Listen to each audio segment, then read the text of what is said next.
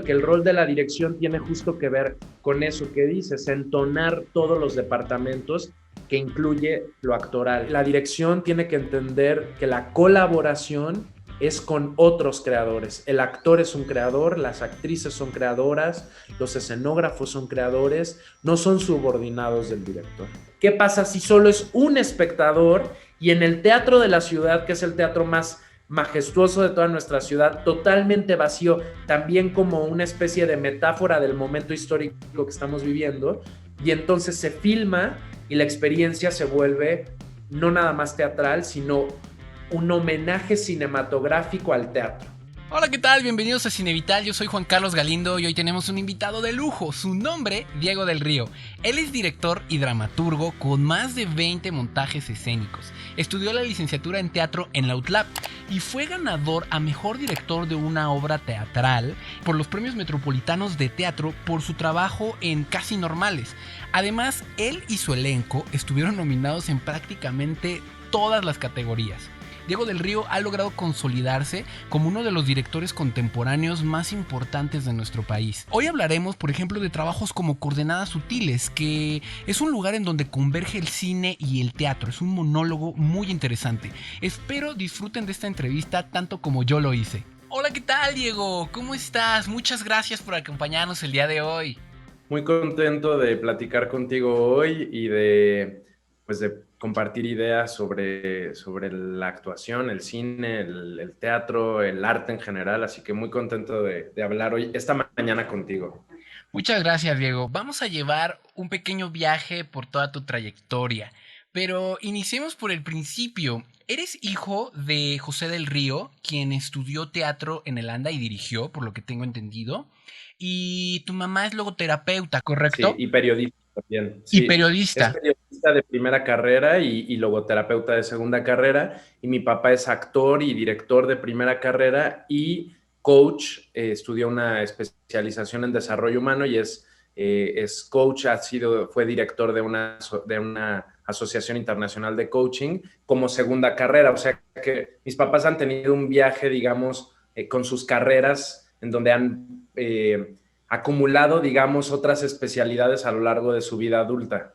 Muy bien, fíjate, quise iniciar con esta parte porque creo que todo tu entorno familiar ayudó mucho a construir tu visión artística, ¿no? Como que desde casa hubo ese acercamiento al arte. Y Totalmente. Pues en mi casa digamos que el arte, aunque mi papá ya no se dedicaba al teatro y mi mamá también estudió teatro con Manolo Fábregas antes de estudiar la carrera de periodismo. Entonces, en mi casa siempre el arte, la inclinación hacia, digamos, esta vena artística ha sido algo muy natural y por eso, en consecuencia, yo me dedico al teatro, soy director.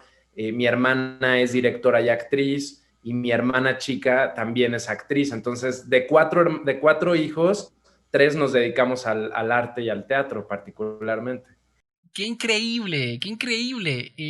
Bueno, sales tú en el 2012 de la carrera de la licenciatura en teatro en la UTLAP. Y además que creo que es una universidad con la que generas muy buena relación, ¿no? Pero haces una transición muy orgánica de la parte de como estudiante a ya la incorporación como director profesional, ¿no?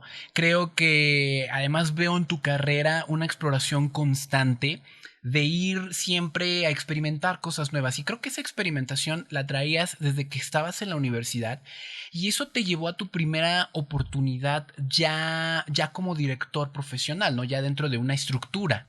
Sí, es que siento que fue una consecuencia cada cosa que fue pasando de lo anterior. Como bien dices, la UTLAB, como muchas universidades, tienen esta cosa de que todas las cosas están puestas ahí, digamos. Es una escuela con una comunidad internacional enorme, tiene unas instalaciones impresionantes y está en Puebla. Entonces eso significaba que, bueno, no era estudiar como en las escuelas principales de teatro de la Ciudad de México, siendo yo de la Ciudad de México, pero estar muy cerca. Entonces había una especie de intercambio que yo siempre sentí desde el principio que había de dos. o lo aprovechaba y lo tomaba y lo trataba de exprimir al máximo y de incluso yo hacer propuestas como para que se enriqueciera mi camino por la universidad o la pasaba un poco de noche, ¿no? Y entonces, porque no es una escuela que, como otros conservatorios o escuelas aquí de teatro en la ciudad, de pronto te dan toda la estructura, te exigen cierta línea de trabajo, no, ahí tú tenías que buscarla. Y creo que eso fue muy positivo porque me permitió o me obligó a ir generando puentes, construyendo puentes con personas que me fueran nutriendo también y con las que yo pudiera ir colaborando y así aprendiendo en el camino. Entonces la parte profesional de alguna manera llegó, incluso yo no me había ni siquiera graduado y ya estaba trabajando como asistente de dirección de Claudio Valdescuri, después en Ocesa Teatro. Y cuando yo estrené mi primera obra profesional, que fue Espejos, yo me gradué, yo la estrené en enero creo que del 2012, si mal no recuerdo, y me gradué, pon tú que en julio de ese año. O sea que en realidad yo ya había un poco cortado lazos con la universidad, ya estaba trabajando, pero tenía esa deuda como de terminar ese proceso de cerrarlo. Regresé a cerrarlo, ya no regresé a Puebla, pero pude hacer las cosas a distancia, digamos, que me faltaban y ya cerrar ese camino para avanzar.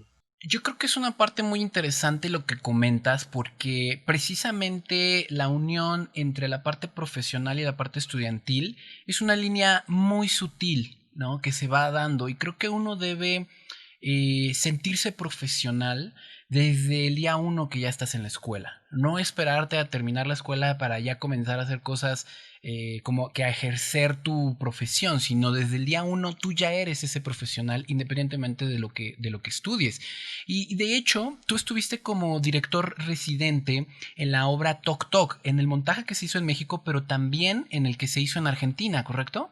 Cuéntame cómo fue esa experiencia. Pues mira, fue muy interesante porque yo entré a Ocesa Teatro primero tuve una propuesta de Claudia Romero, que es una directora de casting muy importante, sobre todo en el universo de los musicales. Yo diría que es la más importante de México y ha sido una pieza fundamental en Ocesa.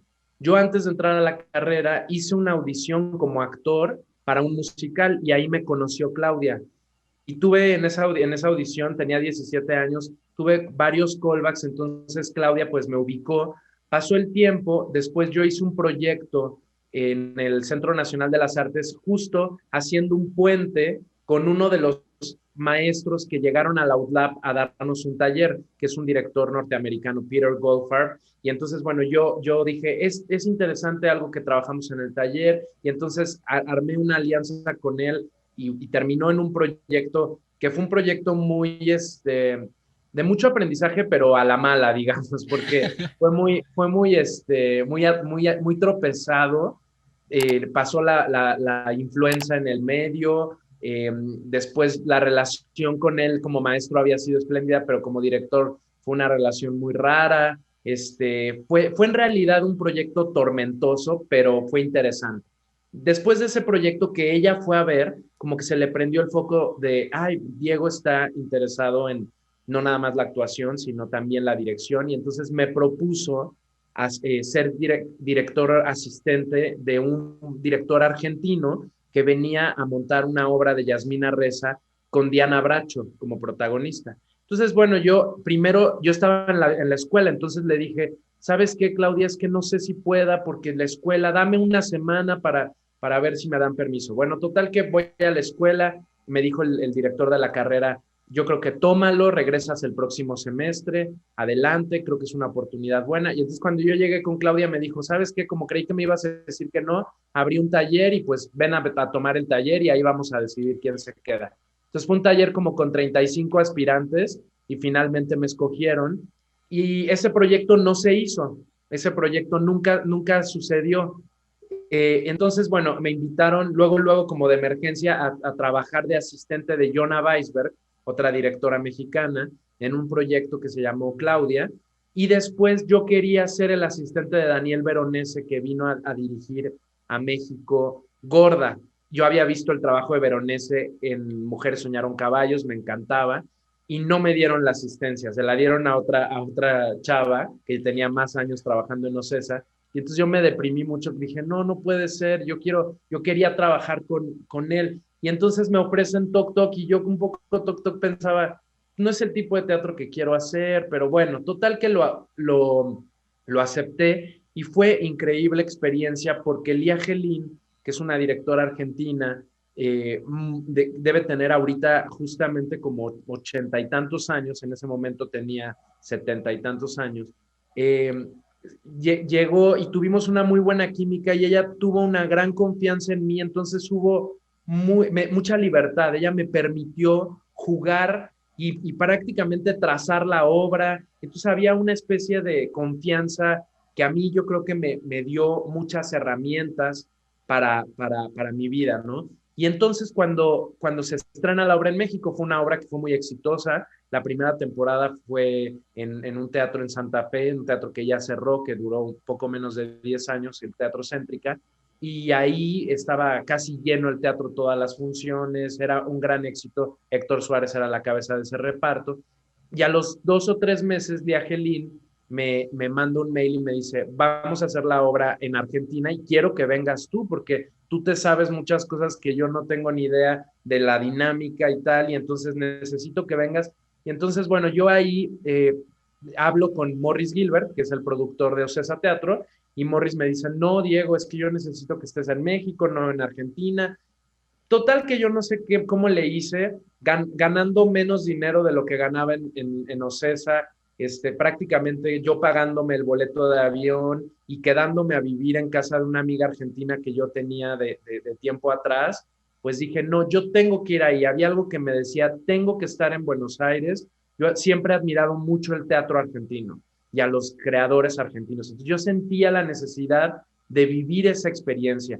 Y entonces un poco contra lo que Morris dijo ahí, incluso mi familia en un momento como de no, no sé si es una buena decisión. Mi instinto me decía que tenía que irme, me fui y fue una gran decisión porque a partir de ahí yo creo que Morris Gilbert, que era productor también en Argentina, coproductor, cuando viaja a Buenos Aires a ver la obra de Argentina, yo creo que ahí me vio distinto, porque yo era muy joven ahí, tenía 22 años. Entonces, los otros productores le hablaron muy bien de mí, le dijeron, que este chavo que nos mandaste, qué bien, estaban muy contentos los actores. Y entonces él, yo creo que de ahí dijo, vale la pena impulsarlo y darle una oportunidad, y me dio una gran oportunidad, que fue una obra que para mí fue muy especial desde que la leí, que es una obra que se llama Espejos, en inglés se llama Circle Mirror Transformation, y es de Annie Baker, una dramaturga norteamericana,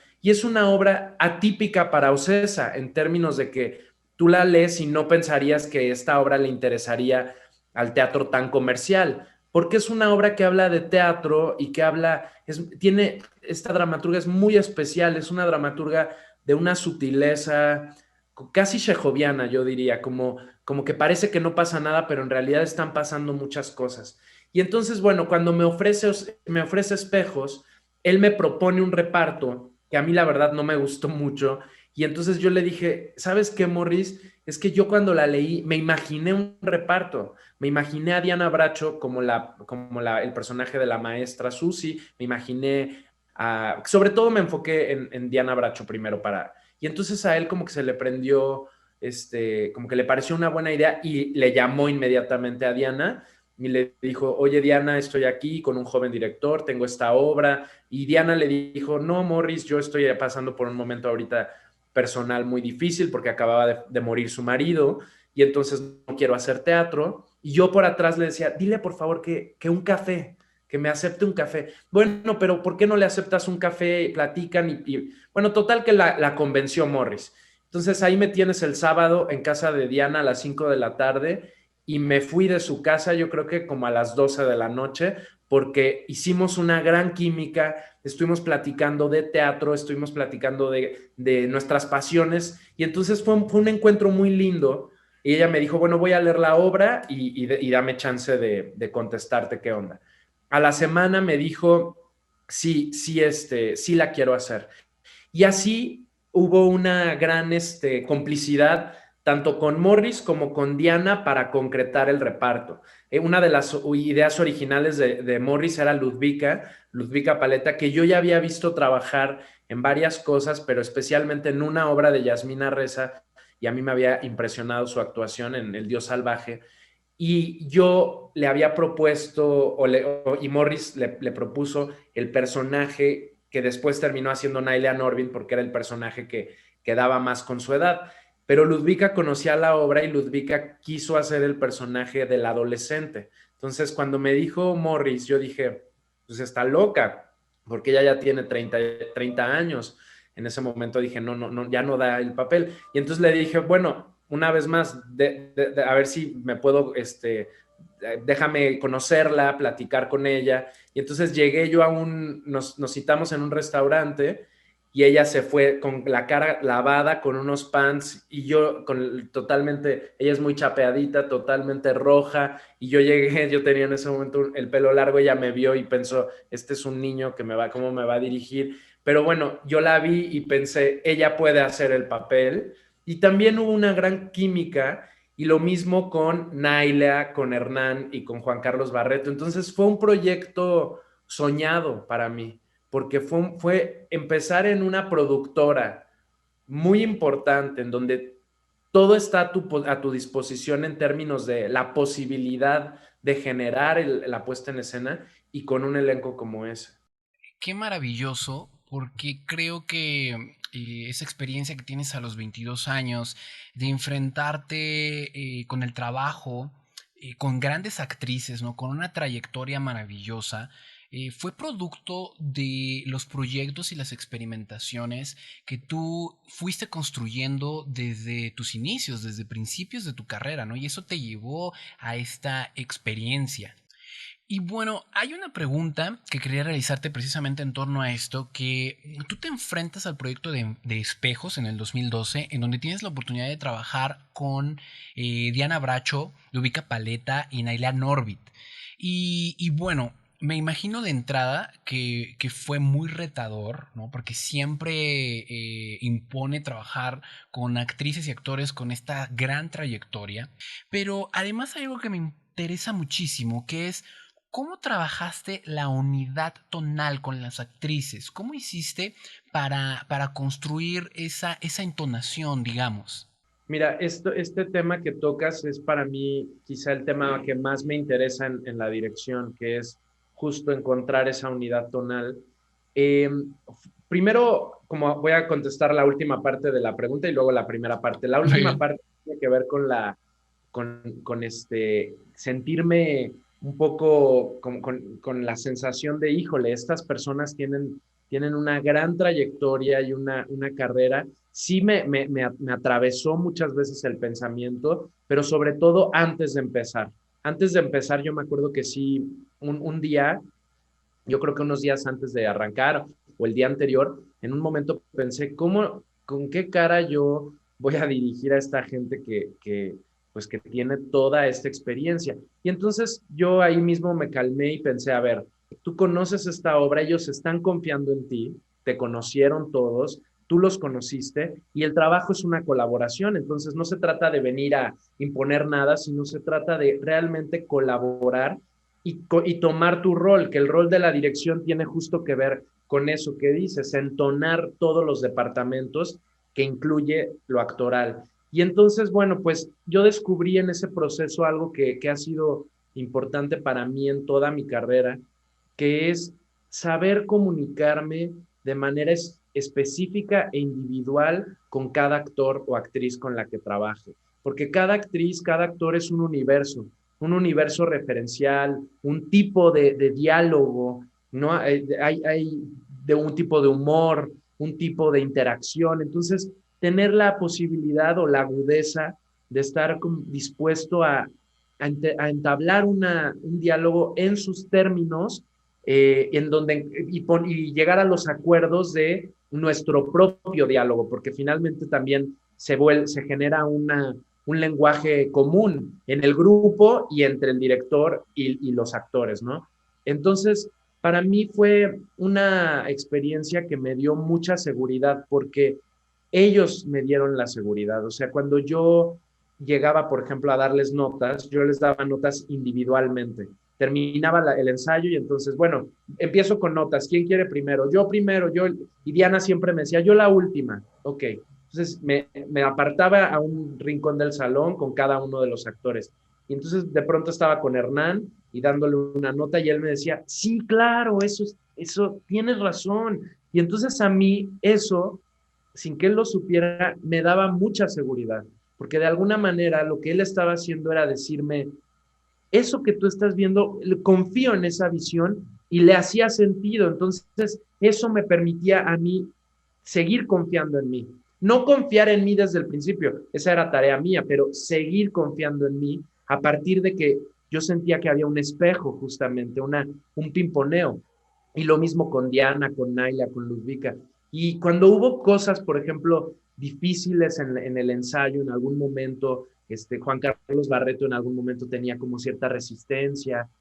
Yo creo que lo pudimos trascender a partir también de yo hacer el trabajo de entender mi rol, de también decirle, a ver, Juan Carlos, esta es una colaboración, tu lugar es la actuación, mi lugar es la dirección. Si tú no confías en mí, yo no puedo trabajar contigo y al revés, ¿no? Tiene que existir confianza en la colaboración. Entonces fue muy interesante porque fue una escuela ese proyecto.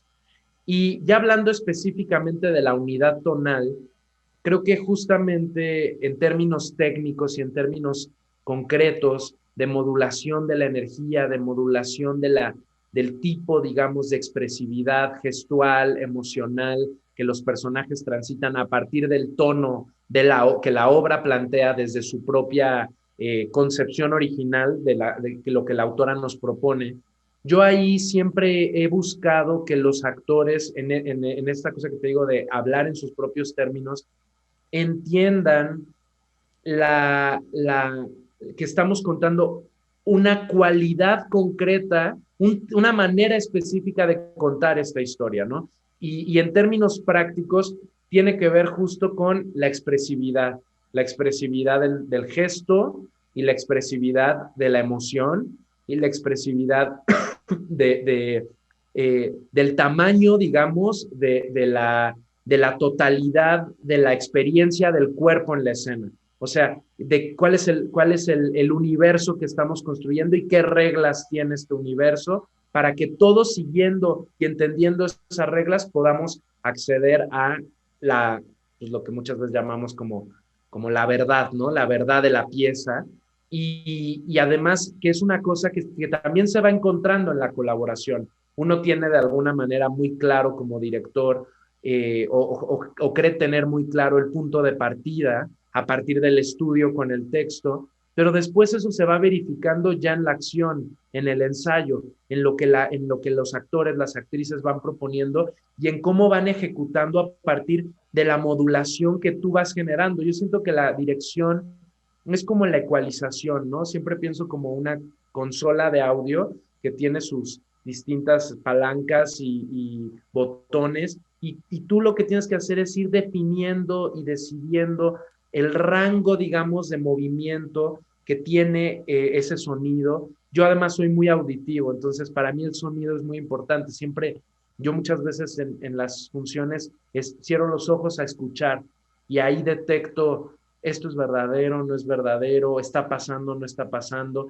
Y una de las cosas que he tenido que entrenar en estos años es a mirar, porque a veces como soy tan auditivo, doy por sentado cosas con la mirada o daba, y entonces para mí ha sido un gran entrenamiento, por ejemplo, trabajar de la mano con los iluminadores, verlos trabajar, adecuar, entrenar mi ojo a entender las sutilezas de los cambios desde lo visual en el espacio, en el escenario, porque son herramientas que como director pues tienes que tener, ¿no?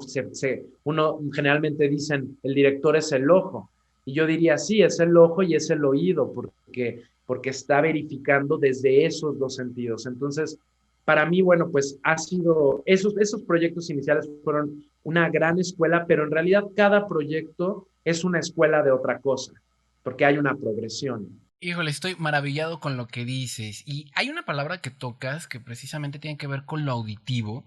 Y es que yo creo que la dirección tiene que ver con dos cosas, con escuchar y estar presente. Pero es bastante complicado. Y creo que estar presente es algo que también los actores transitan mucho, ¿no? Porque este tren de pensamiento que necesitan para poder estar conscientes del diálogo que sigue, pero además de la cámara, de la luz, de su posición, del trazo, es muy complicado. Y también pasa con los directores.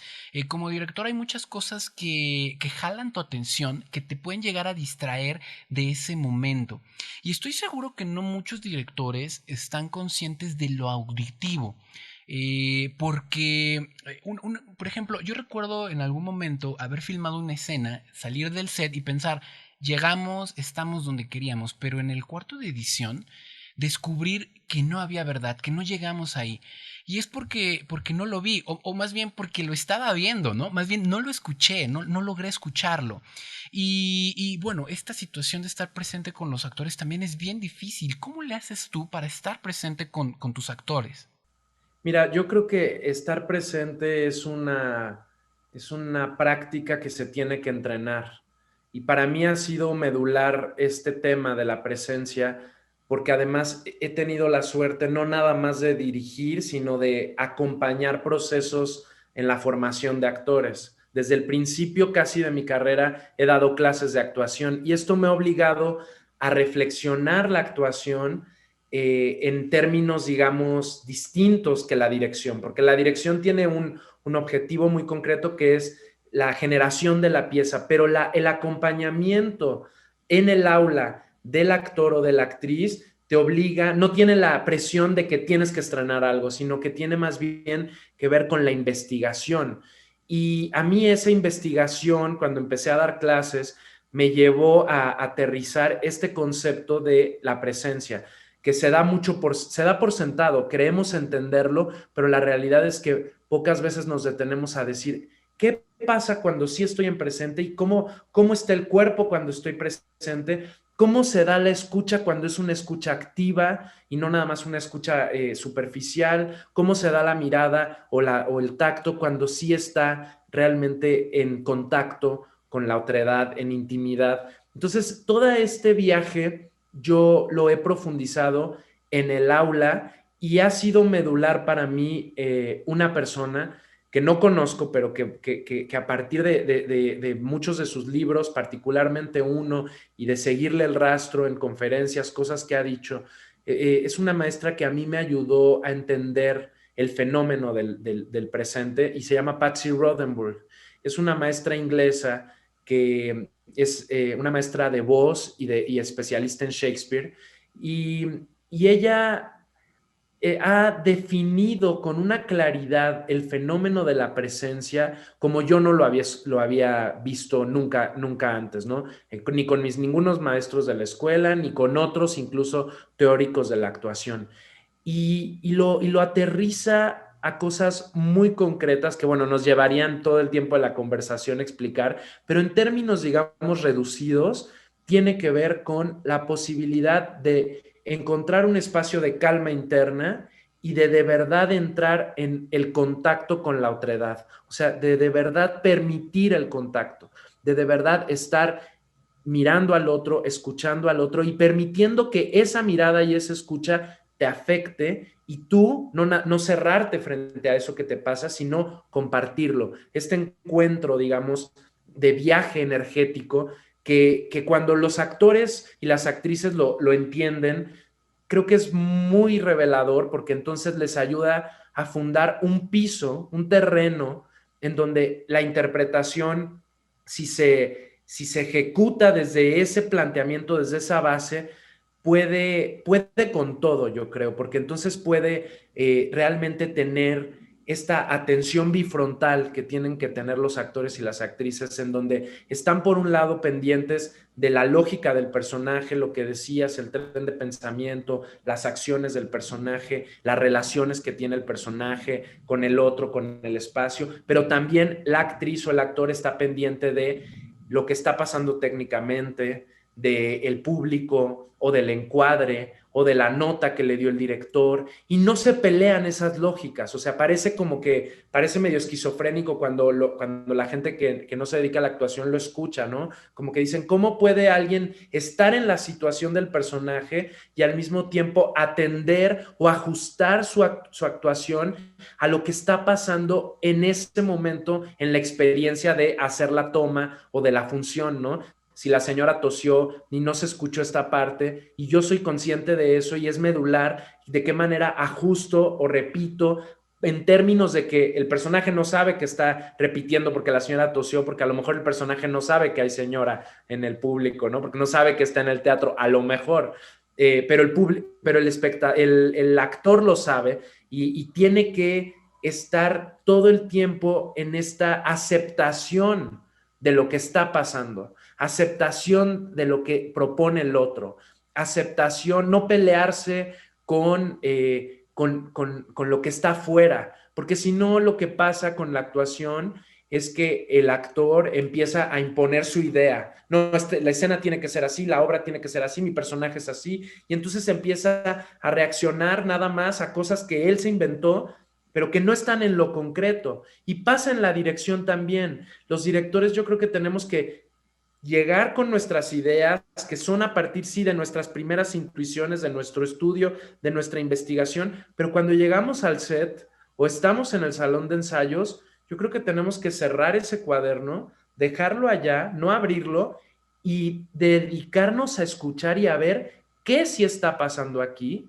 Y esas ideas y esa investigación no es trabajo tirado por la borda, no, alimenta la posibilidad de juego que yo voy a tener aquí en la colaboración, aquí y ahora, porque si no lo que estoy haciendo es empujando una serie de cosas sin la sensibilidad de darme cuenta de qué le está pasando al otro, de qué me está proponiendo el otro, o de qué cosas están pasando en el fenómeno del presente para hacer la toma o para la escena en el teatro, etcétera, que a veces pueden ser más interesantes y más profundas incluso que tus propias ideas. Que a veces nos casamos, nos enamoramos de nuestras ideas, decimos, no, esta idea es genial, y puede ser que sea genial en tu cabeza, pero se va a verificar a partir de la colaboración, y creo que eso también demanda como ajustar también el ego en ese sentido, que el ego muchas veces nos juega en contra, yo creo que en dos fuerzas principales, en la expectativa, que tiene que ver con, no, tienen que ver que yo soy un chingón, que soy el mejor director o que sí sé, y en el juicio, en el puta madre se van a dar cuenta que no sé, se van a dar cuenta que o no soy tan bueno, o qué miedo porque este actor tiene toda esta experiencia. Esos dos son los enemigos del artista, yo creo, la expectativa y el juicio. Son los enemigos del actor también. Y entonces tratar de acallar eso, confiando en que hiciste el trabajo, porque bueno, hay que hacer ese trabajo, y entrando en el diálogo, en la conversación, que nos falta muchas veces eso a los directores con los actores. O sea, yo creo que hay una idea de que la dirección es una especie de como de Dios todopoderoso, el verdadero creador, sobre todo en el cine, y bueno, hubo una época en el teatro también mexicano, ¿no? Con estas figuras emblemáticas de la dirección teatral.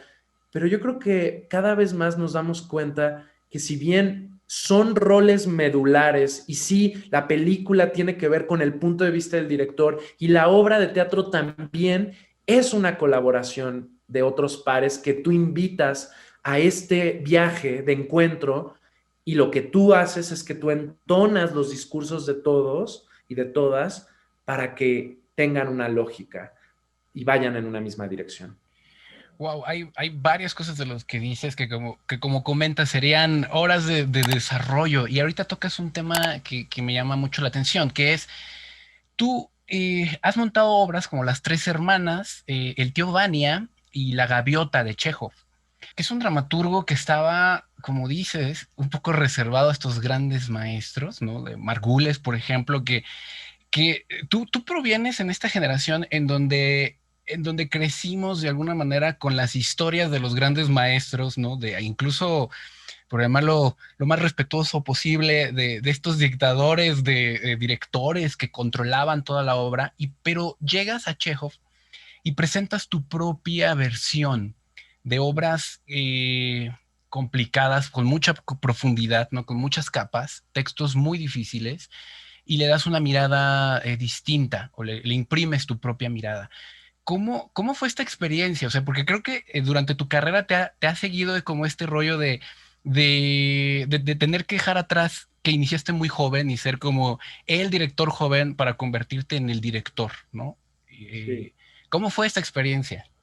Mira, Chekhov, yo creo que es medular, como bien lo mencionas, para el teatro moderno. Yo creo que con Chekhov cambian todas las cosas, ¿no? O sea, para la actuación como la conocemos hoy y como la tradición, digamos, de esta investigación para seguirla entendiendo, nace en Chekhov, nace en esa época y nace a partir del matrimonio esencial que es Chekhov-Stanislavski, ¿no? Que es un matrimonio que nos hizo, Chekhov nos obligó a los directores y a los actores a construir de una manera que no se había construido antes, porque no había habido necesidad.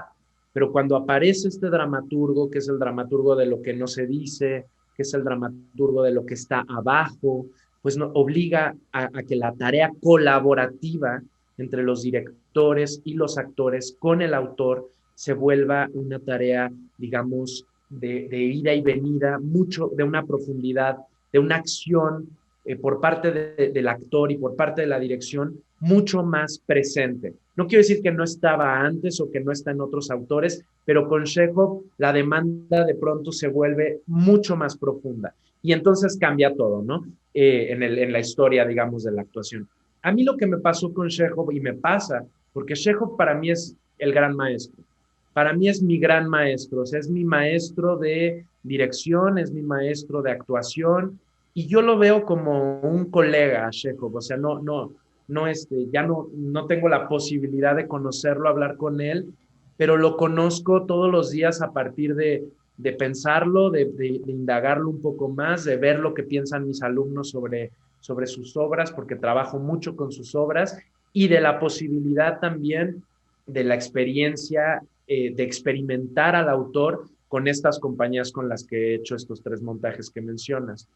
Eh, yo siempre lo he pensado como una idea que quiero que Chekhov sea este cómplice en varias etapas de mi vida como creador, incluso retomar sus obras, o sea, como volver a sus obras en otras etapas de mi vida para, para ver cómo las miro ahora y desde dónde las entiendo ahora a partir de mi camino como persona y como director también. Cuando hice el Tío Vania, que fue la primera versión, además hubo otra versión en el Teatro Mexicano que dirigió David Holguín, una versión también, pues, que fue muy importante para el teatro, con Arturo Ríos haciendo al Tío Vania. Y una de las cosas que yo entendí, no sé si desde ese momento o después, es que los grandes clásicos eh, no son, están vivos. O sea, el teatro, no, esos grandes textos no están, no llegó la versión de Stanislavski y la fundó y entonces es inamovible y ya nadie más la puede montar porque nadie la va a saber montar. No, yo creo que son materiales que están dialogando con los creadores, que de alguna manera nos van enseñando otras aristas que no son inagotables, que el autor puso ahí en el texto. Y por eso a mí me parece tan interesante retomarlas y retomarlas en las clases y volver a pensarlas y seguir incluso, por ejemplo, ahorita estoy haciendo otra traducción de La Gaviota, ¿no? Que yo ya hice una versión cuando monté La Gaviota y ni siquiera estoy revisando esa versión que hice en aquel momento. Claro que tengo algunos recuerdos, pero estoy haciendo otra traducción y frente a esa traducción de pronto estoy descubriendo cosas que yo no había visto. Y de pronto estoy también ahorita, por ejemplo, más interesado que antes en la historia rusa, que en ese momento cuando la monté, que me interesa a lo mejor tenía más que ver con las relaciones, pero ahora esto se dimensiona mucho más por la profundidad de acceder de tratar de entender cada vez más y más profundo ese capítulo de la historia, ¿no? Yo creo que los autores, como director, no los puedes ver como inalcanzables, porque si los ves como inalcanzables, yo creo que no puedes trabajarlos, no los puedes tocar.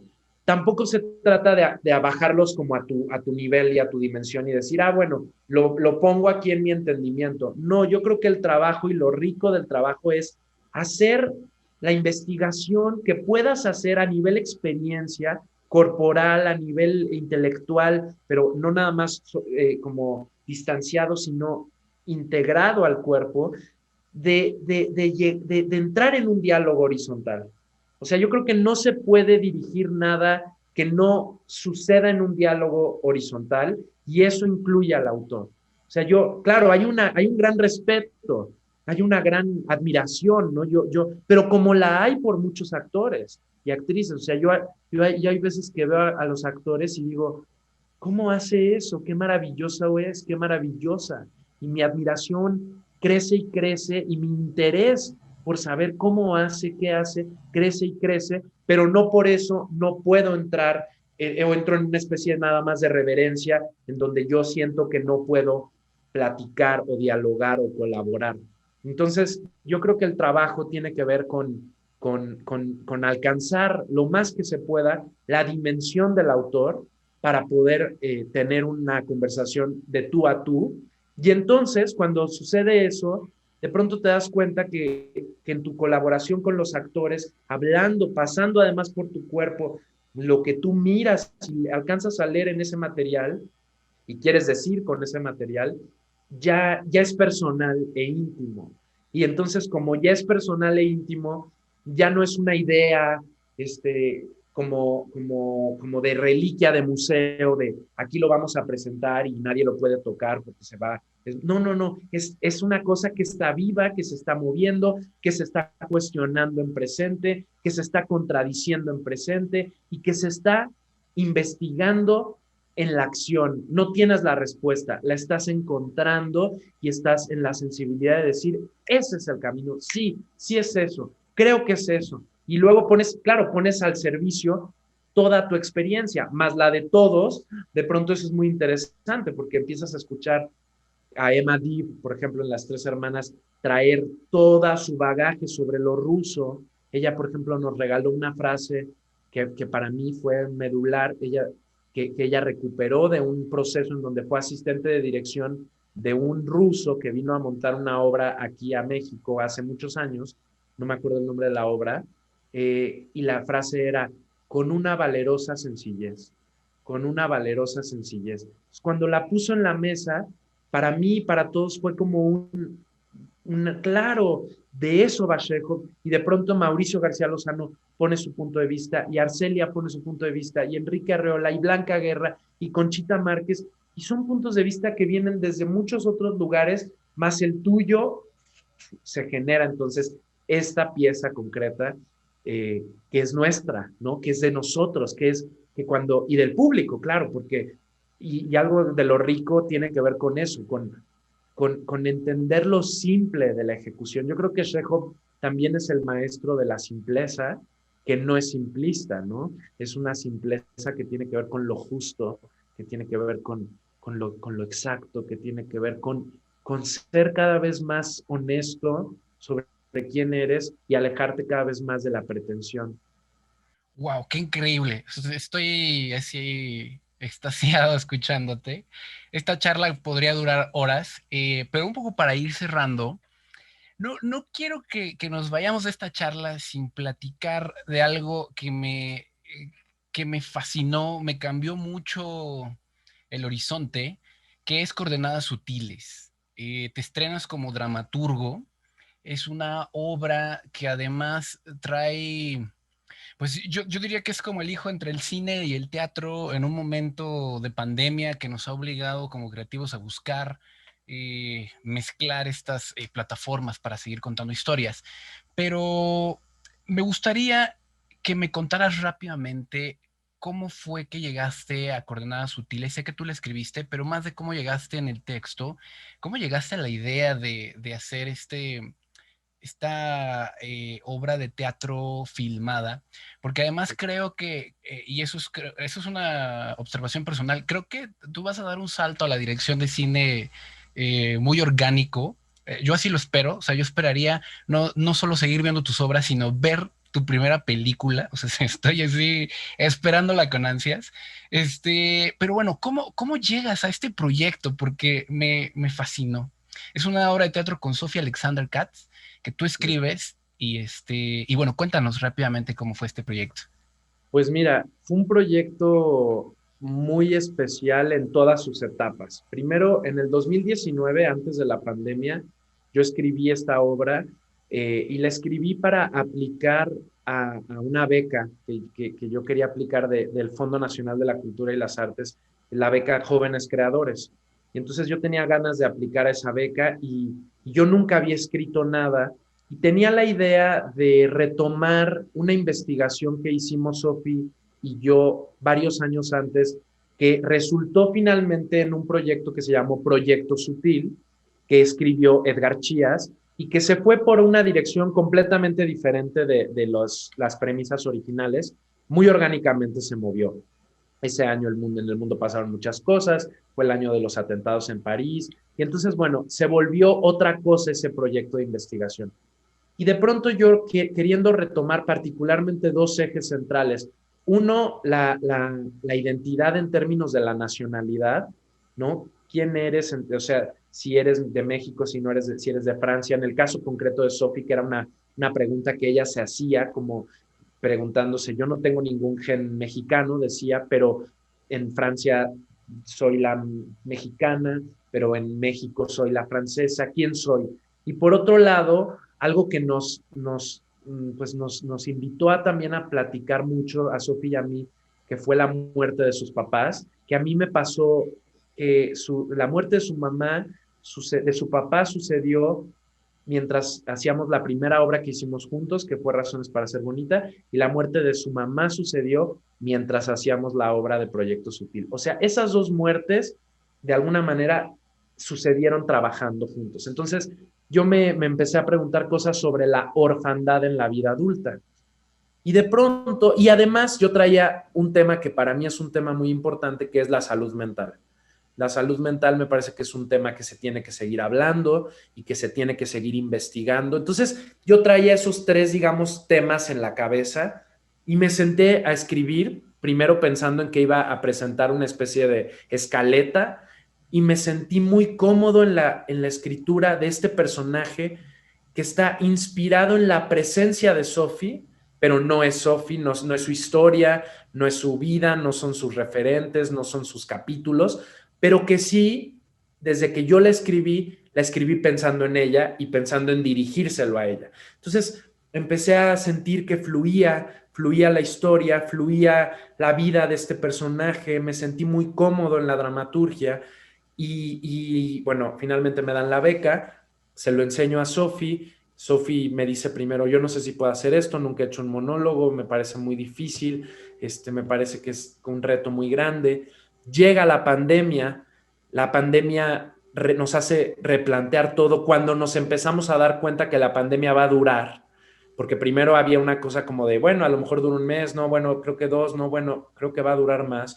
Y entonces, en ese momento yo ya había hecho una sinergia con Samuel Sosa, que es un productor de teatro y cineasta de naturaleza, porque él estudió en el CCC.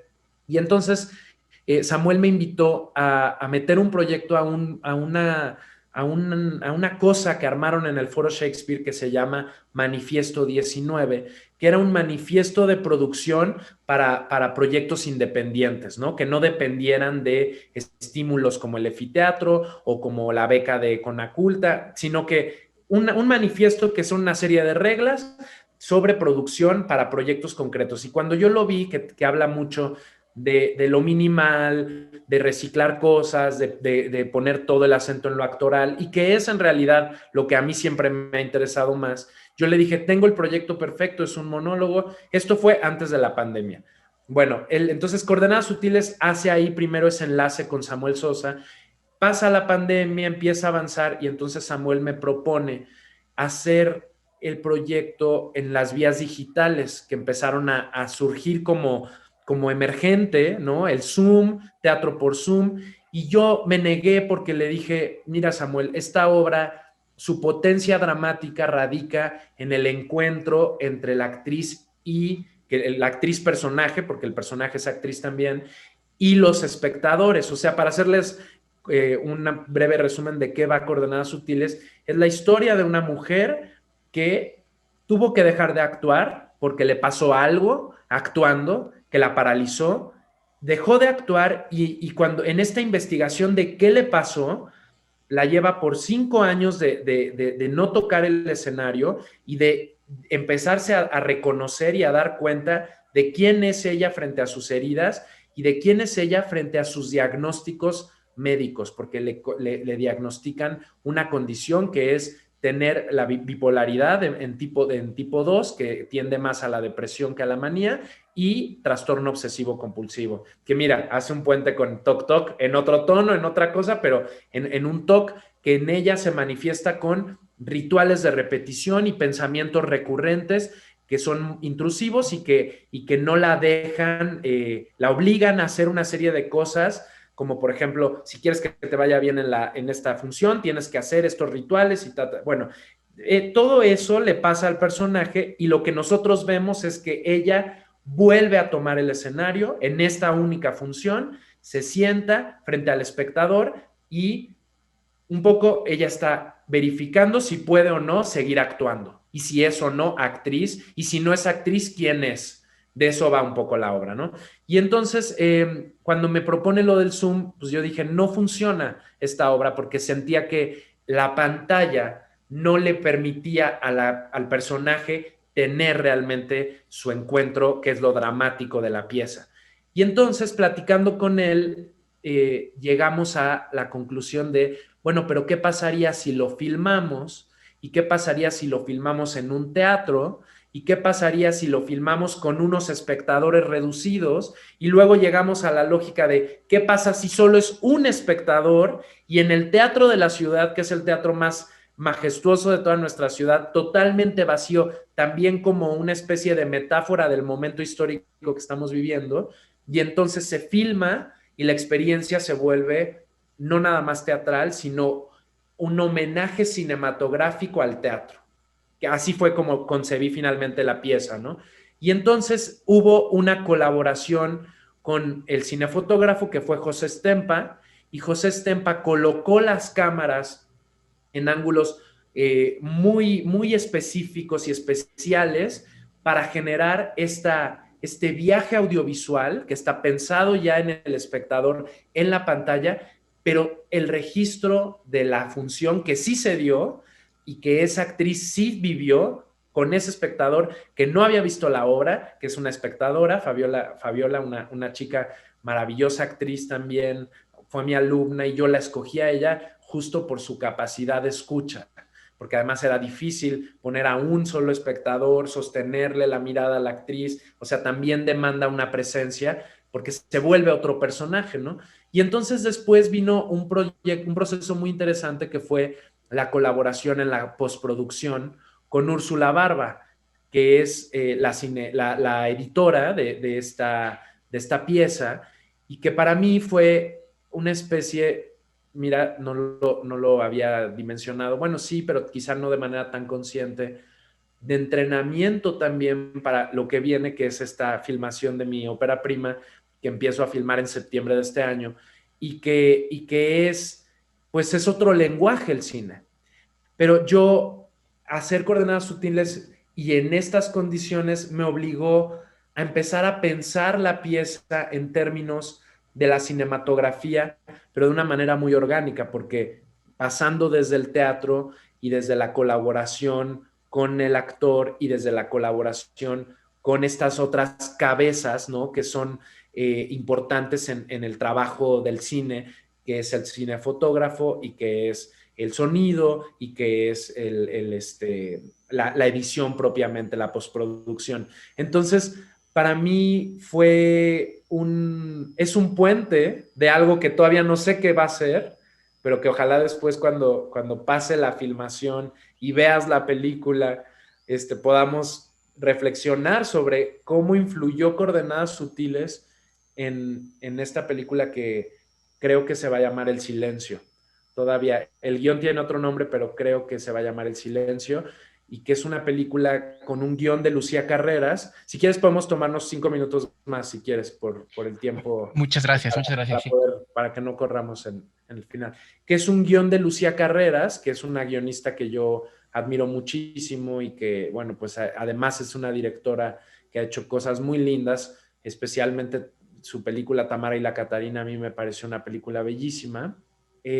Lucía hizo este guión con base en una provocación que tiene que ver con una investigación anterior que yo tuve que realizar para una obra de teatro sobre la sordera. Entonces, a partir de eso, hubo conversaciones que tenían que ver con la sordera, la pérdida de un sentido. A mí me interesan mucho las pérdidas, investigar alrededor de las pérdidas, no nada más de las pérdidas físicas o de los sentidos, sino de los duelos frente a la pérdida. Tuvimos una serie de conversaciones, el guión primero se fue para un lugar, después se fue para otro lugar, que es donde finalmente está ahora. Todo esto con la sinergia de Luis Salinas, que es el productor, ahora junto con Ina Payán, que es también la coproductora, bueno, la productora de la película, y, y con María Seco, que es mi fotógrafa, con la que he podido tener ya un trabajo en estos últimos 2 años muy esporádico de vernos de pronto, de hablar de pronto del cine, de hablar de la película, de hablar del teatro, de hablar de nuestros caminos y apenas voy a empezar esa colaboración que es con Javier Umpiarres, que es el encargado de toda la parte del sonido. Y esta película, bueno, te imaginarás ahora que te cuento que tiene que ver con la sordera y que quiero que se llame El Silencio, pues pensar la película en términos del sonido es importante para mí porque pues de alguna manera la trayectoria del personaje tiene mucho que ver con eso, ¿no? Con la ausencia del sonido o con las manifestaciones y cualidades concretas del sonido a partir de cómo lo percibe ella. Entonces, bueno, el cine siento que me está pues invitando desde hace tiempo y ahora yo estoy realmente, ya me siento caminando en esa dirección desde Coordenadas Sutiles y desde este proceso que se ha cocinado a fuego muy lento porque han sido muchos años, casi te diría, yo creo que son 5 años desde que empezamos las primeras juntas con Luis Salinas, el productor, y en ese momento Eder Campos también era productor en ese momento. Eh, entonces ha sido como un sueño que ha estado ahí, que ha estado ahí, que ha estado ahí y que finalmente ahora va a ver la luz en la filmación cuando ya esté ahí el 22 de septiembre, que es en teoría la fecha en la que empezamos, pues va a ser seguramente una cosa muy interesante de por fin estar ahí, estar con esta historia y estar con estos colaboradores que yo admiro tanto. Bueno, María Seco a mí me parece una de las fotógrafas latinoamericanas más maravillosas y como persona le he aprendido mucho en este tiempo y le he aprendido sobre todo en términos de la simplicidad. Ella es una mujer que habla de lo sencillo y ahí está creo que su maravilla. Entonces, bueno, estoy muy emocionado de eso. Qué increíble, si ella fotografió Club Sandwich. Sí, Y bueno, no, estoy fascinado. Pero, Diego, yo estoy seguro te va a ir increíble. Estoy seguro que esto es un punto de inflexión en tu carrera. O sea, estoy seguro que llevas una trayectoria muy exitosa y no hemos visto ni siquiera el principio de ese recorrido, ¿no? Lo que sea el éxito en términos generales, ¿no? Pero te auguro un futuro como director de cine increíble. En verdad estoy a la espera de ver esa primera película, la seguiré. Estarás invitado para que platiquemos de ella y de cualquier proyecto que tengas aquí en Cine Vital. Y bueno, solo me gustaría que te despidieras con una frase que sintetizaras en una palabra para las nuevas generaciones que están buscando este sueño de dirigir teatro, de dirigir.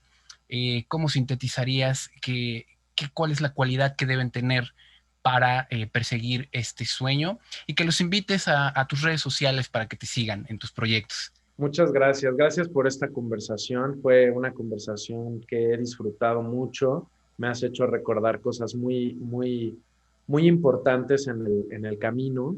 de estos años, ¿no? Sobre todo estos 10 años últimos. Y bueno, desde la infancia donde me llevaste con mis papás, así que muchas gracias por eso. Y Gracias a ti. bueno, sintetizar es un trabajo complejo, pero pues yo diría que primero atreverse a hacerlo en el sentido de que si uno empieza a compararse con el camino de los otros, uno puede tender o sucumbir al miedo de decir, ay, no, creo que yo no puedo ser director o creo que yo no puedo.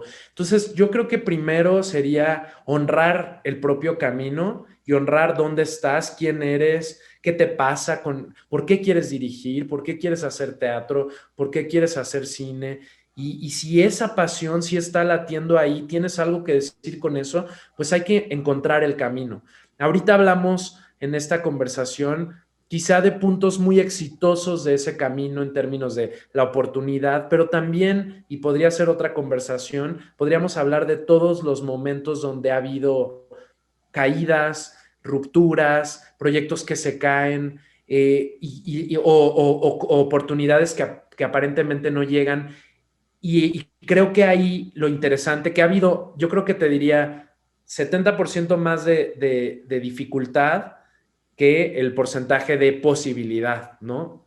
Y lo interesante de la dificultad ha sido cómo sacarle la vuelta a la dificultad o tomarla como una oportunidad para encontrar otros caminos, un poco como lo que hablamos de coordenadas sutiles, ¿no? Cuando no se puede hacer la obra como teatralmente, de qué manera encontrar la forma de filmarla, de hacerla, de hacer esta sinergia, Yo creo que ahí también hay otra clave que es hacer equipo. Yo, por ejemplo, no estudié cine y vengo del teatro, entonces, aunque de alguna manera son hermanos, ¿no? El teatro y el cine, y el teatro, bueno, o quizá el teatro es papá de muchas de estas otras manifestaciones, porque empezó primero, la posibilidad de acercarse incluso desde el reconocimiento de lo que no tengo y de lo que sí tengo, y de buscar eso que no tengo, y eso yo creo que tiene también que ver con las alianzas que puedas hacer. Ay, mira, no dije ninguna frase, estoy ya más bien echando un No, choro, está increíble, pero no, increíble, increíble.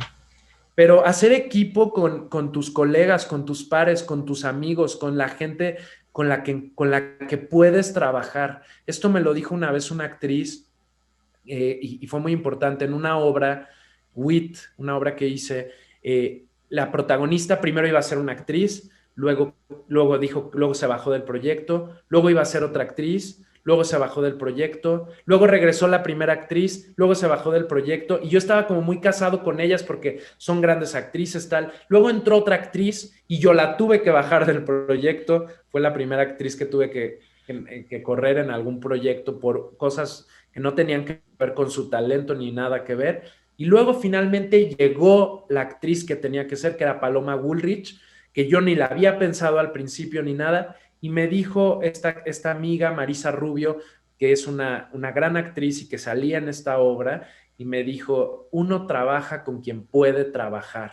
Y creo que eso es importante como directores y directoras, encontrar colaboradores, actores, actrices, fotógrafo, diseñador de sonido, postproductor, escenógrafo, colegas con los que de verdad puedes colaborar. Porque si no hay esta horizontalidad, un poco con esto lo resumiría, hay que trabajar en esa horizontalidad y eso solo se da en la confianza y en el respeto, pero empieza por la confianza en ti y por el respeto también de tu propio camino.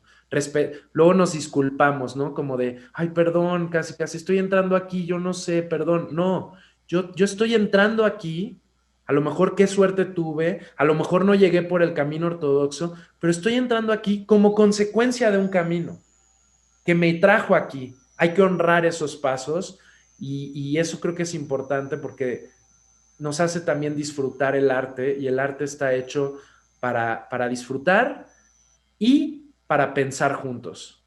Y para pensar juntos cómo mejorar como sociedad o pensar cosas que no habíamos pensado. Y pues como directores, empieza desde nuestra colaboración creativa con otros creadores. Y ya para resumirlo, diría, la dirección tiene que entender que la colaboración es con otros creadores. El actor es un creador, las actrices son creadoras, los escenógrafos son creadores, no son subordinados del director. El fotógrafo no es un subordinado del director. Sería yo un estúpido y me perdería de todo lo que tengo que aprenderle a María, ¿no? Por ejemplo, en este caso concreto que sigue, o a José, que yo no ni lo conocía ni nada, y gracias a Samuel se dio esta colaboración, a la confianza de que Samuel dijo, tengo a la persona, perfecto, y fue una colaboración maravillosa y muy orgánica. Entonces, bueno, pues eso lo resumiría. Muchísimas gracias por esta entrevista, Diego. Pues hemos terminado y pues quiero invitarlos a todos a que sigan a Diego en sus redes sociales que vamos a dejar aquí. Esto fue Sin Evitar y soy Juan Carlos Galindo y muchas gracias por acompañarnos.